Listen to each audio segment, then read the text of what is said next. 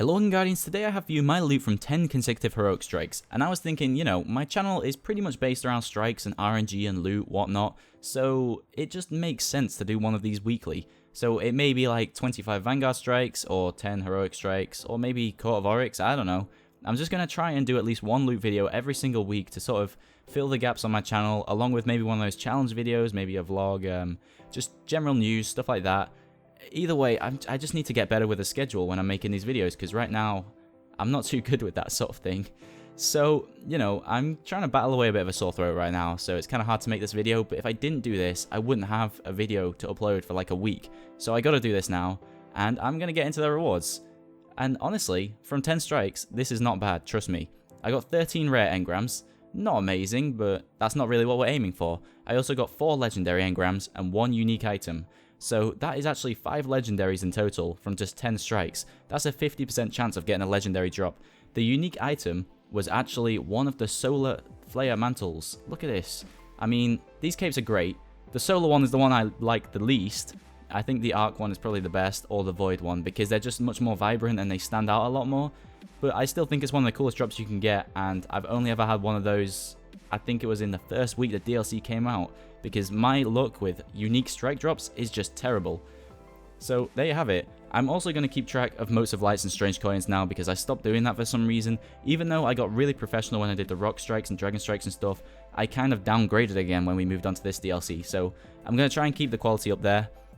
As for shaders and emblems, they don't drop in the damn heroic playlist. I will say this every single video because Bungie need to fix that. Why have they made it so they only drop in the lower level playlist? It makes no sense to me. And I would really like to get some of those. So for the next loot video, I will do 25 Vanguard strikes, and we'll see how many emblems and shaders I can get from that. I believe it won't be that good, because I think when I did 40 consecutive Vanguard strikes, I got maybe 1 shader and 1 emblem. It was terrible. Let's see what we get in the Cryptarch package as well. Okay, 4 strange coins and 4 motes of lights. I'll have to remember to remove that at the end of the video because I need to keep track of those. Oh man, okay. None of the loot is that enticing anymore. I find the problem with the Taken King has been similar to other DLCs, when there are only a few select weapons that are really good and you want to use, but it's been a more extreme case with this DLC. Like, there's 1 sniper, you only see 1 sniper being used, and that is the 1,000-yard stare. There's no variety at all, nobody wants to use the raid one, anything like that. It's just 1,000-yard stare and that's it. And then as for primaries, it's pulse rifles everywhere, just pure pulse rifles. I've stuck to using scout rifles because they've always been my go-to thing, and I cannot wait for that year 2 meter multi-tool. When I saw that, I jumped straight back on my warlock along with the nothing manacles, because I think when I got really good at sniping and doing Trials of Osiris, it was all about being a Void Walker, rocking the nothing manacles, 2 scatter grenades at track, amazing, so good for kills, trust me, along with a meter multi-tool, that agility increase, one of the best exotics. I love them both, honestly, and I'm so happy to see them returning. So yeah, I bashed out Iron Banner on my warlock, and it was glorious. Look at that, we get the Asprey gloves. I don't think I'm that interested in getting gloves because I wear exotic ones, so I'm not going to downgrade to legendary. That body would be usable if it has Void on it. Does it have Void? Oh, it does have Void. Along with Scout Rifle, Intellect, Strength. Alright, that is looking pretty good. Yeah, Void Armor. Oh man. I needed that to be Sniper. It was so close to being perfect, and then they just dropped the Fusion Rifle bomb. Damn it. Alright, okay. I might keep that because it's still usable. It's not a bad roll, to be honest. Intellect Strength is definitely the go-to for when you're using the Night Stalker, so you can have more of those smoke grenades along with using your super more often. I don't find the regular grenades to be that helpful. Like the Void Wall and stuff like that, it's a cool grenade, but I'd prioritize the other ones over them, definitely. Let's see what we get from the class item. We get the Pennant Cloak, and in all fairness, cloaks are also not that useful. And artifacts as well. Somebody put a post on Reddit recently showing you all the uses for the artifacts and how helpful they are, and it listed every single artifact, and it just said after them, pretty much just does nothing. They are useless. It's basically just another barrier to keep you playing the game. You have to work up your artifact. It's just an extra thing, more grind.